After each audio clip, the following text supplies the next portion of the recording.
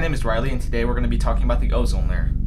Now, you've probably heard something about the ozone hole above Antarctica and how a lot of ozone has deteriorated there. Ozone is important because it shields the Earth from harmful ultraviolet radiation emitted by the sun, which can cause skin cancer and cataracts in humans. This is a result of these man-made compounds called chlorofluorocarbons, or CFCs for short.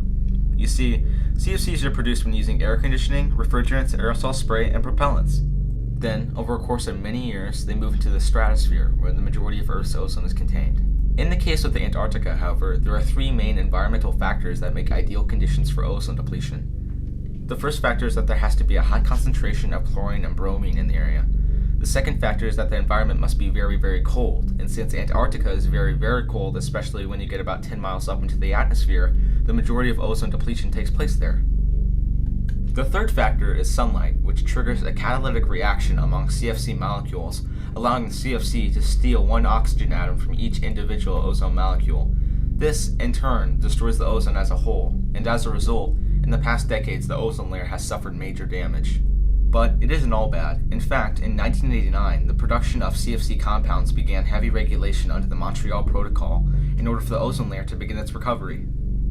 These projections, courtesy of NASA's Earth Science Observatory, show the expected recovery and depletion of the ozone layer from 1984 to 2064. The one on the left shows the ozone hole's predicted recovery with the Montreal Protocol in action, and the one on the right shows the continued depletion of the ozone layer without the Montreal Protocol. Additionally, the blue expresses where ozone has been heavily depleted, while the green, yellow, and orange represent high concentrations of ozone.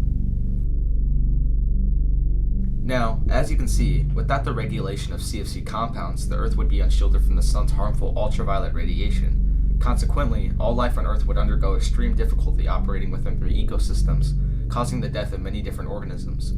Humans would also struggle to survive if the ozone layer were to be destroyed. So with the aid of NASA's climate research satellites, their continued observations of the ozone hole, and continued regulation of CFC compounds, the Earth will continue to thrive peacefully.